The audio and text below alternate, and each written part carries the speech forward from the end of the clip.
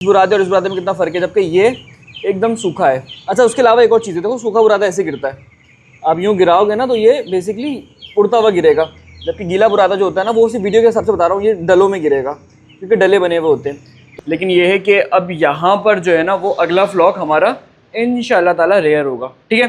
अब उसमें से तकरीबन 850 में खासे चूज़ा होगा टोटल, तो उसमें से जो बचेगा ना उसका सही है भाई। ये हमारा इंग्लिश तरीका है विंग करने का, आपको नहीं समझ में आएगा। अब आ जाओ। ये कोई ऐसा फ़नी व्लॉग नहीं, कोई इंफोटेनमेंट कहते हैं ना, एंटरटेनमेंट होता है और ना इन्फॉर्मेशन होती है। बेसिकली इंफोटेनमेंट है, तो इस तरह की चीज़ें होती हैं वो आप इन्फॉर्मेशन के लिए कर रहे होते हैं ताकि आप लोग भी कर सकें।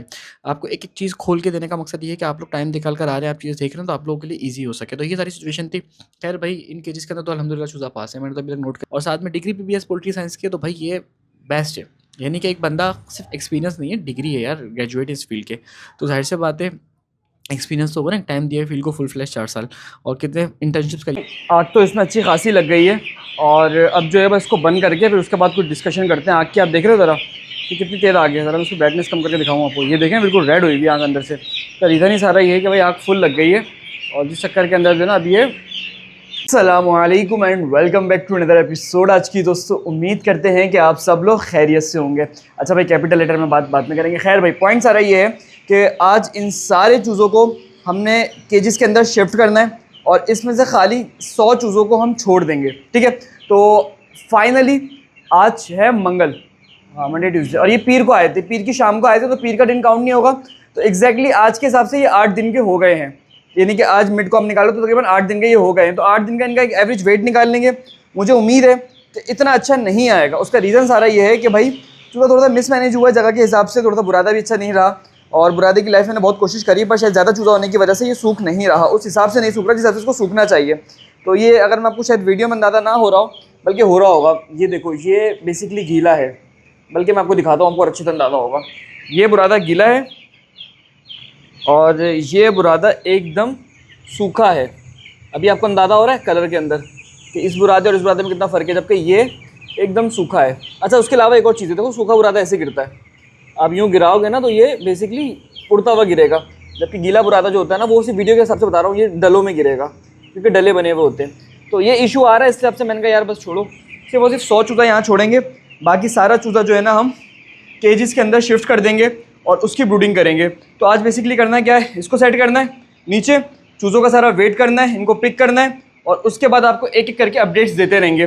काम लंबा है लेकिन कोई मसला नहीं, हम और आप बैठे चलता रहेगा काम भी माशाल्लाह से, और चीज़ें भी अपने हिसाब से सेट चलती रहेंगी। तो ज़रा चल के नीचे चेक करते हैं क्या क्या करना है, किस हिसाब से करना है, और उसके बाद मेन पॉइंट के ऊपर मेन काम पर आएंगे, ठीक है। तो भाई जल्दी से ज़रा चलते हैं नीचे, और उसके बाद फिर मेन डिस्कशन करेंगे शुरू।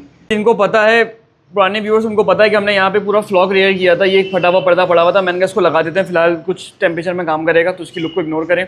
लेकिन ये है कि अब यहाँ पर जो है ना वो अगला फ्लॉग हमारा इंशाल्लाह ताला रेयर होगा, ठीक है।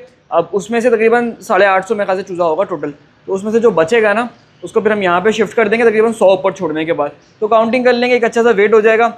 यहाँ पर कुछ जलाने वाला बुरादा पड़ा हुआ है, इसको मुझे कहीं आगे पीछे करना पड़ेगा क्योंकि यहाँ पे हमने भट्टी लगानी है। भट्टी से मुराद वो है जो हमारा सॉडस्ट का ब्रूडर है, उसको हम जलाएंगे यहाँ पे, तो उसको इनको मुझे कहीं आगे पीछे करना पड़ेगा, और उसके अलावा कुछ खिड़कियाँ विड़कियाँ बंद करनी पड़ेंगी, वो हम देख लेंगे। तो अभी प्लान सारा ये है कि भाई ऊपर चलते हैं। ऊपर से मुराद ये है कि जो चूज़े वाली जगह है, तो भाई ये आ गई जगह जहाँ पे आपको बता रहा था। और यहाँ पर भी जो ना हमने इसी जुगाड़ू वेइंग स्केल को यूज़ करेंगे, जिसके रिजल्ट के ऊपर लास्ट टाइम पूरा फ्लॉग हमने रन किया। अच्छा, इसकी एक्यूरेसी की बात कर लूँ ना भाई, मुझे कुछ अशकाल थे कि यार इसकी एक्यूरेसी अच्छी नहीं होगी, लेकिन अभी तक अल्हम्दुलिल्लाह अच्छा रिस्पॉन्स रहा है इसका। तो सिंपल सा फॉर्मूला है, कुछ चूज़े इसमें डालेंगे और डालने के बाद जो ना उनका वेट करके उनको फिर नीचे पिंजरों में डालना शुरू कर देंगे। तो ये वाला प्लान आज की हमारी हमने करनी है कोशिश, ठीक है। ये है वेइंग स्केल हमारा, जिससे हम इन सारे चीज़ों का वेट करेंगे और इसके बाद जो ना इनको शिफ्ट करना शुरू कर देंगे। तो सिंपल सा ऑप्शन है, कोई ख़ास नहीं है। पहले बर्ड्स डालेंगे, जैसी बर्ड्स आ जाएंगे मुनासिब टोटल, तो उसके बाद इनको जो ना फिर उसमें वेट कर देंगे। अब एक मिनट को डाल दो, बल्कि सारे डाल दो, डालो, सही है भाई। ये हमारा इंग्लिश तरीका है वेइंग करने का, आपको नहीं समझ में आएगा। अब आ जाओ। ये एक जुगाड़ पे आधारित है। एक मिनट रुक जा भाई, 1 मिनट। 0 0 क्यों नहीं हो रहा, ये हो गया, उठाओ।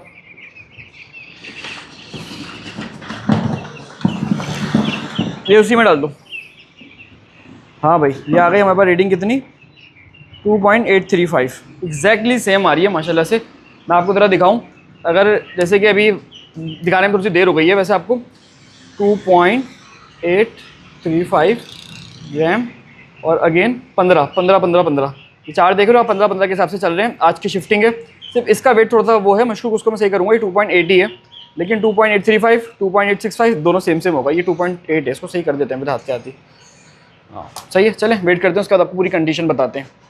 ऐसा भाई चूज़ों को पकड़ना शुरू कर दिया, और क्योंकि तो ना काम बहुत ज़्यादा हेक्टिक काम है। अब टेक्निकली अगर काउंट करो तो तकरीबन 7 साढ़े 700 के करीब या 800 के करीब जितना भी चूज़ा है उसको शिफ्ट करना है। तो ऐसे बात है, बंदा साथ लगे तो आराम से होता है, और एक दफ़ा में 15-20 से ऊपर शिफ्ट भी नहीं करते। और ये आपको बताऊँ कि भाई पूरी ट्रांसपोर्टेशन में अल्हम्दुलिल्लाह एक भी चूज़ा नहीं मरा, तो ये एक नॉर्मल सी चीज़ थी। और इसमें यह है कि एवरेज इतनी अच्छी निकलती है ना कि आप चाह के भी ये नहीं कर सकते कि आप ये बोलो कि नहीं यार इसकी जो वो है क्या है कि एवरेज के अंदर कुछ घपला है, क्योंकि अच्छा खासा बड़ा नंबर है, बचा ही क्या ऊपर। तो भाई ये एक ओवरऑल कंपैरिज़न है। अच्छा, मैं इस चीज़ को लेके ये चाह रहा था कि देखें, जब कल को हम इंशाल्लाह ताला अल्लाह ने चाहा तो कुछ चीज़ों पे प्रोजेक्ट्स पे काम चल रहा है, बहुत जल्दी आप लोग देखेंगे कि कल को अगर हम केज फार्मिंग को ब्रॉयलर फार्मिंग में, यानी कि ब्रॉयलर फार्मिंग को बड़े स्केल के ऊपर केज फार्मिंग पे लेके जाते हैं, तो हमें क्या रिस्पॉन्स मिलेगा, क्या क्या प्रॉब्लम्स हम फेस करेंगे। Again is a pilot project, और इसमें जो भी मसले होंगे वो हम फेस कर लेंगे। यानी कि सपोज़ अगर अल्लाह ने सब चीज़ें बेहतर रखी और कल को हम बड़ी फार्मिंग पे जाते हैं, नंबर एग्जैक्टली मैं नहीं बता रहा, अभी करंटली 1000 पर है, तो ज़ाहिर सी बात है इससे तो बड़ा अच्छा खासा बड़ा नंबर होगा जब कमर्शियल फार्म पे जाएंगे। जब हम इस फार्म पे जाएंगे तो उससे पहले हमें क्या चीज़ें इशू हम फेस कर सकते हैं फार्म के ऊपर अगर हम केज फार्मिंग करेंगे, सर्दियों में क्या, गर्मियों में क्या, तो ये एक फ्लॉक से नहीं पता लगना था।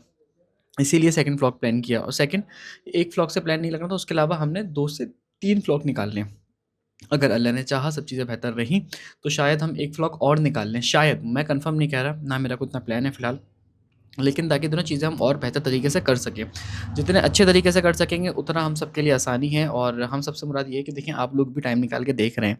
अब जो शॉर्ट वाला बंदा है ना उसको मैं ये चीज़ें इतनी डिटेल में नहीं बता सकता क्योंकि उसका काम नहीं है, लेकिन आप लोग जो हैं आप लोग फुल टाइम निकाल के, आप में से 99% वो लोग होंगे, वो या तो वो क्या कहते हैं काम कर रहे होंगे, काम करने का सोच रहे होंगे, या वो उसको देख के डिसाइड कर रहे होंगे यार उन्होंने करना या नहीं करना। क्योंकि ज़ाहिर सी बात है, देखें ये कोई ऐसा फ़नी व्लॉग नहीं, कोई इंफोटेनमेंट कहते हैं ना, एंटरटेनमेंट होता है और ना इन्फॉर्मेशन होती है, बेसिकली इन्फोटेनमेंट है। तो इस तरह की चीज़ें होती हैं, वो आप इन्फॉर्मेशन के लिए कर रहे होते हैं ताकि आप लोग भी कर सकें।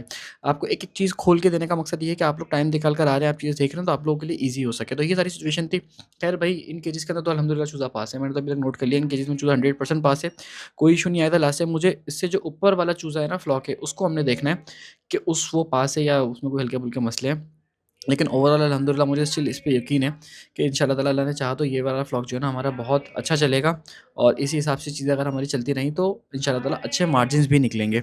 तो ये सारी चीज़ें थी जो मैंने सोचा आपको बताऊँ, दिखाऊँ और समझाऊँ। अभी चूज़े देख रहे हो, अभी एक केज के अंदर तकरीबन 60-70 चूज़ा है। गैस कर सकते हो, और इसमें मैक्सिमम मैक्सिमम पता है कितना बड़ा होगा? 15 से 20 के करीब। यानी कि बाकी अल्लाह अल्लाह ना करे मरेगा नहीं, बाकी सारा चूज़ा हम शिफ्ट कर देंगे।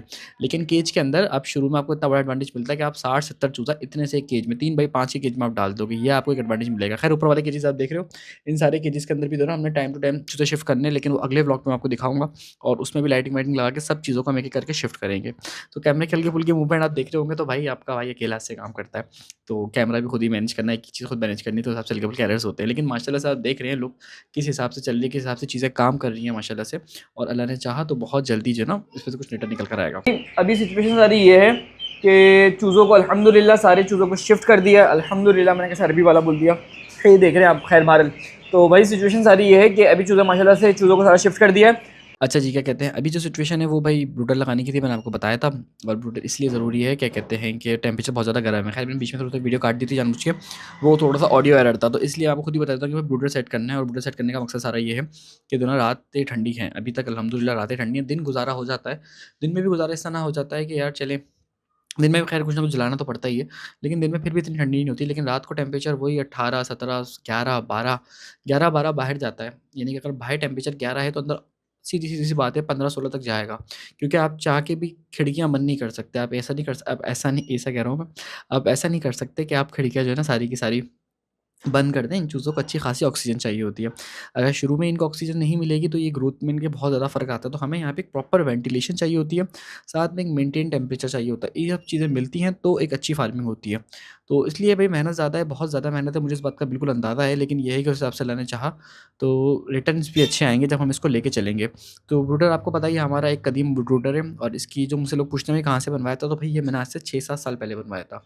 और वैसे बन ये कहीं से भी जाएगा, कोई इतना इश्यू नहीं है। जो लोग पेटियों का काम करते हैं स्टील की, उनसे आप बनवा सकते हैं।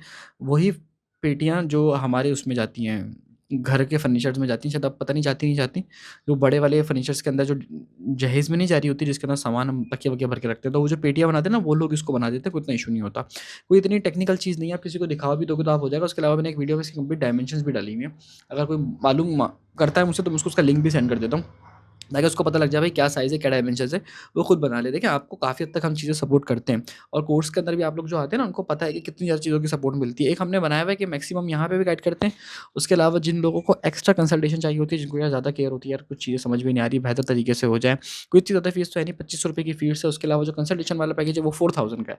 तो कोई ज़्यादा फीस नहीं है टेक्निकली, लेकिन इन रिटर्न जो एडवांटेजेस मिलते हैं वो बहुत ज़्यादा मिलते हैं। अब आप में से अगर कोई 50,000 की फार्मिंग कर रहा है या 50 लाख की फार्मिंग कर रहा है, तो दोनों की फ़ीस सेम है, जबकि फ़र्क होना चाहिए था, लेकिन दोनों के पैसे अच्छे खासे बचते हैं। तो ये आप लोग जो भी काम करें अगर कंसल्टेंट के थ्रू करा करें, आप लोगों के लिए ईज़ी हो जाएगा। मैं ये नहीं कह रहा कि आपके पैसों से मुझे कोई बहुत ज़्यादा फ़र्क पड़ लेना, एक बहुत नॉमिनल सा अमाउंट है, लेकिन भाई आप लोगों को गाइडलाइन कितनी मिल रही है, क्योंकि मुझे फार्मिंग करते हुए तकरीबन 7-8 साल हो गए और प्रोफ़ेशनली फार्मिंग कर रहे हैं, तो बहुत सारी चीज़ें देख के समझ में आ जाती है बंदे का क्या है। और साथ में डिग्री पीबीएस पोल्ट्री साइंस की है, तो भाई ये बेस्ट है। यानी कि एक बंदा सिर्फ एक्सपीरियंस नहीं है, डिग्री है यार, ग्रेजुएट इस फील्ड के। तो ज़ाहिर-सी बात है, एक्सपीरियंस तो होगा ना, टाइम दिया है फील्ड को फुल फ्लेश 4 साल और कितने इंटर्नशिप्स करी है फार्म पे, 5 लाख के फार्म पे, 8 लाख के फार्म पे, स्टिल अपना काम चूज़ किया है जॉब से बेहतर, क्योंकि यार मुझे काफ़ी हद तक चीज़ें अपनी काम में बेहतर रखती हैं, अल्लाह ने चाहा तो, और अल्लाह ने चाहा तो इसमें अच्छा नसीब भी बन सकता है। ये पहली दफ़ा इनको फ़ीड डल रही है, लेकिन इनको देखें पता है कि उन्होंने फ़ीड कहाँ से खानी है। तो बस वही वाली बात है ना कि मछली के बच्चे को तैरना कौन सिखाएगा, कोई नहीं सिखाएगा, वो माशाल्लाह से खुद ही इतना अक्लमंद होता है कि वो सब चीज़ें अपने हिसाब से कर लेता है। तो ये कुछ चीज़ें थी जो मैंने सोचा कि आपको बताऊँ, दिखाऊँ, आपको समझाऊँ और माशाल्लाह से आपको दिखाऊँ। तो भाई इस तरह का एक छोटा केज का सेटअप अगर हमारा रेडी हो जाता है, तो आप में से बहुत सारे लोग जिनके पास एक छोटी-सी स्पेस है, वो आराम से एक छोटा सेटअप बना के वहाँ पे फार्मिंग करेंगे अपने घर पे।